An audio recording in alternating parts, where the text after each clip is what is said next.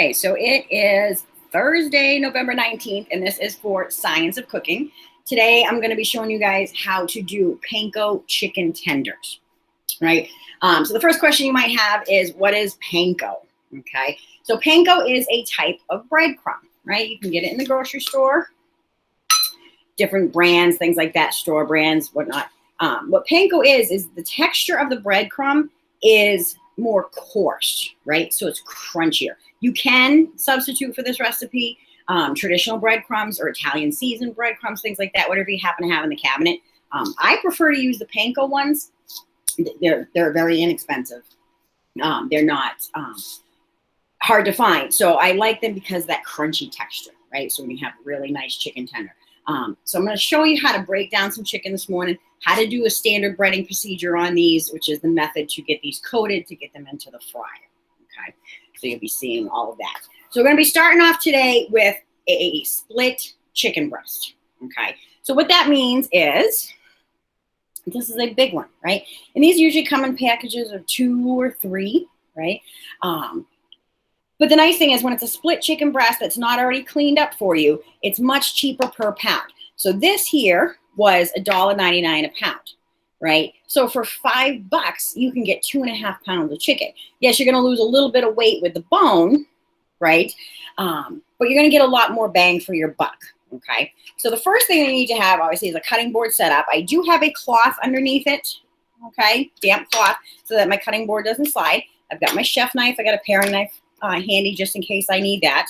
So what you'll see with this chicken breast is that it has everything, right? It's got the bone on it, on the back, and it's got the skin on the front. So the first thing we need to do is just to remove this skin, okay? So if you reach in there, just start to pull this back, right? It comes right off. And don't be afraid to handle raw meats. Just wash your hands really well afterwards, okay? And with the chicken breast, like I said, you can just pull that right off, okay? Because we don't need that for our chicken tenders, all right? And then what you're going to see is that you're going to see a little bit of fat that we're going to be trimming up afterwards, okay? But we want to get this off of that bone. And literally, this is what it is that you have the chicken breast both sides, right? So this is only half. So they literally cut right through. They don't bother to take any of these bones out, right? So that's why it's cheaper, because you've got to do a little bit of the labor. And you can feel those bones and that cartilage right along in here. So what I need to do is to get this off of those bones so that way I can make my chicken tenders, okay? And you just want to look out for any little small fragments, kind of feel around too for any little shards of bones. You want to make sure you end up with none in the end, okay? So what I'm going to do is I'm going to take my knife, nice sharp knife with the tip, and I'm just going to loosen up along the edge of this bone right here, right where a lot of this fat is. I just want to start getting in there, okay? Now, like I said, you're using just the tip of the knife as you go through, and you're starting to pull this apart. You can start to see where that bone is, but I don't want to lose any of this meat that's on the inside of this chicken either, okay? So you can take and you can turn the chicken however it's easier to handle. We're just slowly going to keep kind of scraping it back away from that bone, right? So I'm just loosening that up. And these are so inexpensive. Like I said, $1.99 a pound. It's worth buying just to practice doing a little bit of butchering on your own. Okay? So I'm going to go down underneath here with this bone piece. And I'm just going to keep slowly pulling this back. Okay? So I need to be able to get all of this off. So I'm going to come in from this side and do the same thing. I want to loosen up underneath those ribs.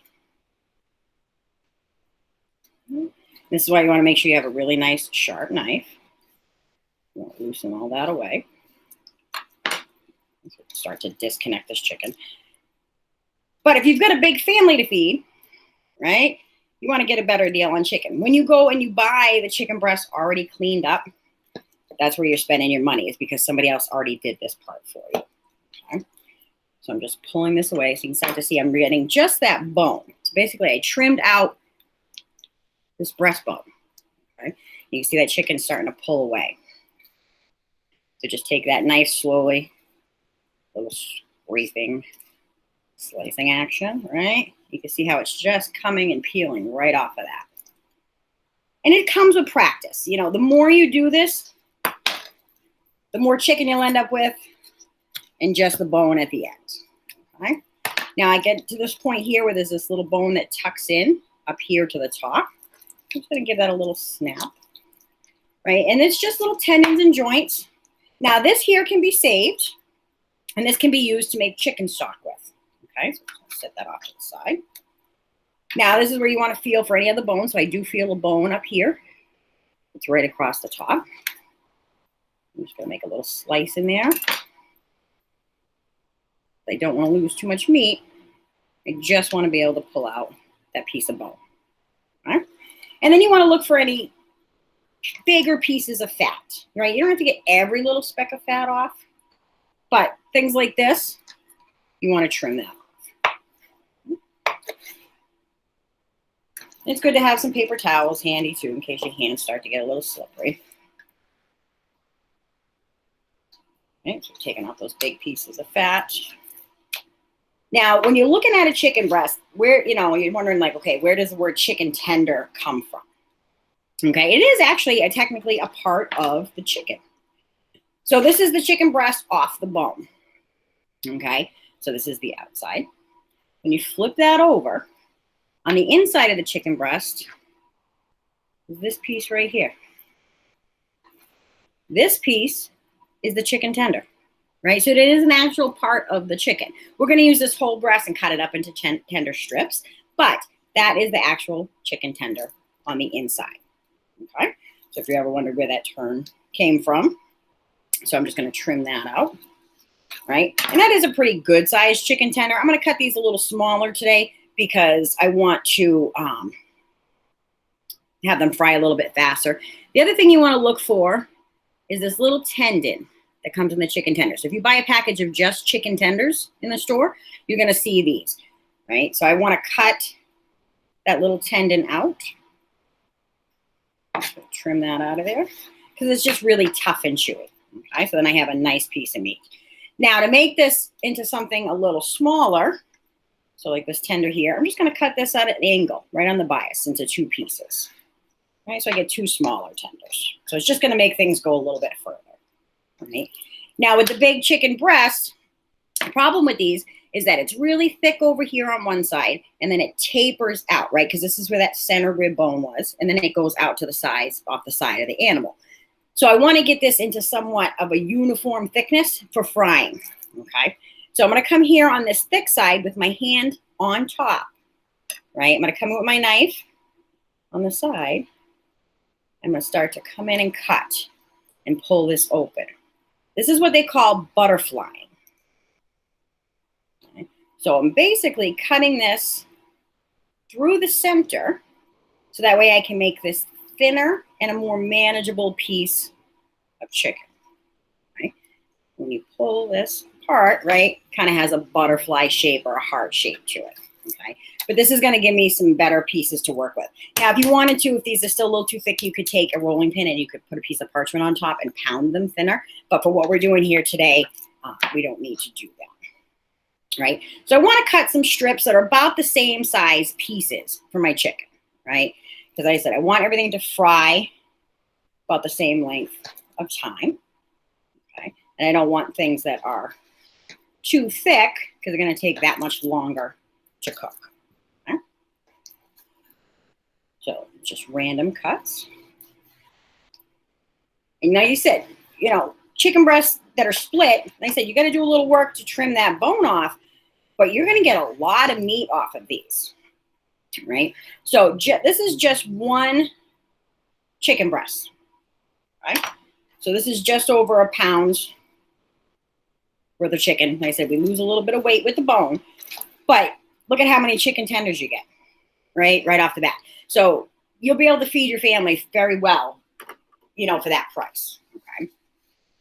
So now the next part of this is what we call that standard breading procedure, okay? So standard breading procedure means basically that you need to coat this, okay? So we're going to coat this in some flour, some egg, and then the breadcrumb, and then it's going to go to the fryer. I already have the fryer on right now, preheated at 350, okay?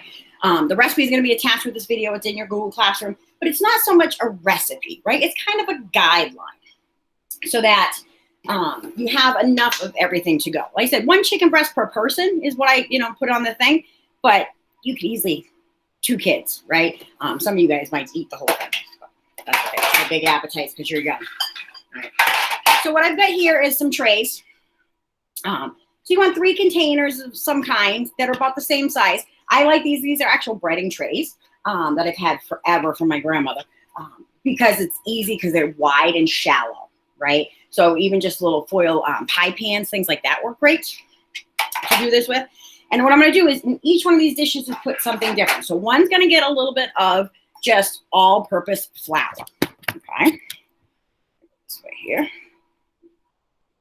So I'm going to put some all-purpose flour in this one. Maybe just a smidge more, about a cup's worth. Okay. And then I'm going to crack a couple of eggs in the center one. I'm going to crack them on a flat surface. And I'm going to do 2 of those. Just to make sure that we have enough. And we're just going to scramble those up, right? Because we need to use this as our egg coating. So we want to make sure that I'm able to dip right into this quickly. Okay. Now, the last container is going to get the panko breadcrumbs, right? Like I said, you can substitute out regular breadcrumbs, or if you like those seasoned Italian breadcrumbs, you can use those as well. It's whatever you prefer, okay? But if you've never tried the panko ones, like I said, the Japanese style, they're super crunchy, right? So they've got a great texture to them. So I'm going to put some of those right in here so you can see. Pull this up to the screen for you, right? So you can see that texture of them, right? They're really crunchy. Now, for seasoning-wise for this, you can season the chicken directly, or you can add seasonings in throughout your layering, right? You can do a combination of. So what I'm going to do is in this first one, in the flour, I'm going to put a good couple pinches of kosher salt, right? And some black pepper. Right in the flour, okay? So that's going to be my first layer of seasoning. Then over here in the panko breadcrumbs, I'm going to use a little bit of Santa Fe seasoning, which is a similar spice like a Cajun. Okay? So I'm going to put some of that in this one. And then I'm just going to use a little whisk here, clean whisk, to mix those in. Make sure they're blended, right? And this one here's got a nice spice with a little chili powder and cumin, garlic powder, onion powder, things like that. So whatever seasonings you like, you can use, okay? I know a lot of my students like adobo. You can mix that in throughout as well, okay? So with this standard breading procedure, one of the key things of this, right, to remember is that you want to make sure that you have a wet hand and a dry hand, okay? Because if you don't, you're going to end up with goopy fingers on both sides, okay? You're still going to be a little sticky and gooey, but you want to make sure they're able to actually function after, okay? So what I'm going to be doing is I'm going to put in this chicken into the flour, into the egg, and then into the breadcrumb, and then they're going to go in the fryer, okay? All right. So like I said, wet hand, dry hand. So wet touches your chicken, right? Dry, pour it with a little bit of flour, right? Now when you're putting this flour on, shake off the excess, okay? You don't want to have too much on there. Right? Now that's going to go into your egg wash, right? So then switch back to your wet hand. Same thing, drip off any excess, and then into the dry. So switch back to your dry hand. Like I said, the recipe is like an estimate of amount, okay? And don't be afraid to press those breadcrumbs in a little bit on there. So you end up with your chicken tenders, okay? So I'm going to do a few of these. So wet hand. That's the hardest part to remember is which one's your wet hand, which one's your dry, right? When you mix them up by accident, you're going to know right away because your finger's going to start getting layers of goop on them. Right? So into those breadcrumbs. Now these, because they're small in size, are going to cook fairly quickly. Now the other thing to keep in mind too is that when you use things like this, like flour, an egg, in the breadcrumbs, for this breading procedure, do not use this flour in other things, right? This has now come in contact with raw chicken, okay? Remember what we've been learning about, right? Is that raw chicken is a carrier to salmonella. So you don't want to be using this flour, reusing it for anything else. Same thing with the breadcrumbs. You know, so that's why you try to start off with a cup or so to start, and then add more if you need it, right? Because if you have extra left over, you won't be able to reuse that. Right? So what I'm going to do is I'm going to be putting this, slide this down for a second here. Like I said, not too bad on the hands, right? My paper towel here. Now I've got my fryer set up, ready to go. So I said 350 degrees, okay? And I'm going to pull my basket up and put these first couple of chicken pieces into the fryer, okay? These will take a few minutes. What you're going to notice with them is that they're going to float, okay, as they start to get near being done. So we're just going to put that in there slowly, so in case you have any bubbling up. Give it a little shake, make sure they're staying separate from each other. Right? And I have this oil filled at the minimum level because I don't want to have too much foaming up. Okay, and I'm going to put the lid on just to keep it safe. Okay, so we'll slide that back for a second. I'm going to go back to finishing breading all this chicken because we don't want to waste anything. All right, and they said once you get the habit of it, you know, you can split it out and do a few at a time, right, to be a little bit more efficient. Okay. You can also use your trays to shake that around. So remember too, when you're all done with this whole procedure, is that you got to wash your hands really well because that is raw chicken. Okay. We want to make sure that our chicken is now in the fryer, that it's going to get cooked to 165 degrees. Okay. So we want to check a nice thicker part of the chicken and make sure that it is cooked to 165. Okay. So you can start to hear them sizzling over here. Now, these can go great with any kind of sauce, right? So whatever you would normally eat for dipping sauces, you know, you can buy some, you can make your own, you know, honey mustard, barbecue, you know, all of those things go really well with this, right? Because it is such a versatile recipe. And because you can season this however you like in the breadcrumbs and in the flour and things, right? You're going to have whatever flavor you like the best. Right? And this is much cheaper. So if you can buy, you know, $5 worth of chicken and have over 2 pounds of chicken tenders when you're done, right? That's way less than you're going to spend at any fast food restaurant. And it's going to taste 100 times better, right? Because you're frying them fresh. Now, if you don't have the little countertop fryer like I have here, which we used when we did the French fries, right? Do a pot of oil on the stove. Make sure it's a heavy bottom pot. Right, something that's not going to be too flimsy on the stove. So a nice, heavy, deep pot. So that way you can go up with about maybe 1 inch of oil at most. Okay. Look at that. Right, see how simple that is? Okay. Pull these in. These are our last little batch here. Like I said, you can reuse this for more chicken, but you don't want to use this breadcrumbs and things for anything else, right? So whatever you don't use today would be tossed out and not used again. All right, I'm checking the chicken here. Starting to get some nice color on that already. Like I said, these cook fast, especially if they're small. The bigger you make these pieces, the longer it's going to take and the darker that they're going to tend to get, okay? So if you like them light and crispy, keep them small and cook them fast. All right. I'm going to move this out of the way for a second. So you guys can see over here the fryer. And you can see these already starting to look really nice. So I have behind me set up already a tray with paper towel on it and some tongs here. So I'm going to take the temperature of the chicken. So remember to go into the thickest part across the width. And I want to make sure that it's at 165, so 165 degrees. And it just went slightly over. So I'm going to check another piece just to be sure. So I'm aiming for the center of that piece of chicken. Okay. Oh yeah, perfect. I could kind of tell by the smell that they were done too. So now when you're taking these out, carefully. You can pull these straight out. If you've got a pot of oil, you can pull them out with tongs. But for this, I'm just going to flip this out right onto that paper towel, okay? And I'm just going to give them an extra little pinch of salt because that Santa Fe seasoning doesn't have a lot of salt in it.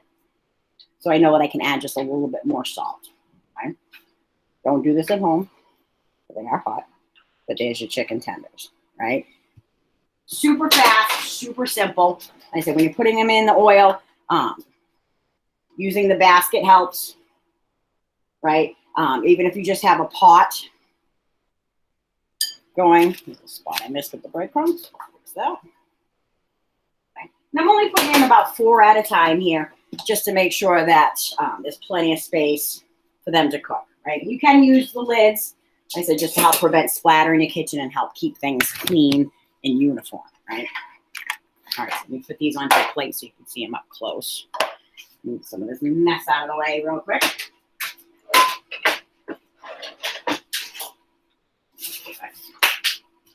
All right. So now, chicken tenders are something that you don't have to get extra fancy of. But when you are in a restaurant, right, they're going to make them a little fancy. So you can make them a little fancier at home and feel like you're dining out, especially if you can't go to a restaurant. Right? So we're going to take our, look at that, right? Talk about a yummy breakfast today, right? So we're going to take our chicken tenders here. Set them on our tray. Give them a little height, little fun. And what you can do just to finish it off is take a little bit more of that seasoning, whatever spice you use, right? And just dust a little bit on your plate, right? This is where you chefing up stuff, right? And that is your Panko chicken tenders, right? Wish you guys had smell-o-vision because these things are amazing. And I'm going to tell you right now, so much better than anything that you can get in a fast food drive-thru, okay? So I really hope that you try these at home. It's a great way to practice butchering chicken too, right? And to practice your frying techniques, okay? So that is it for today.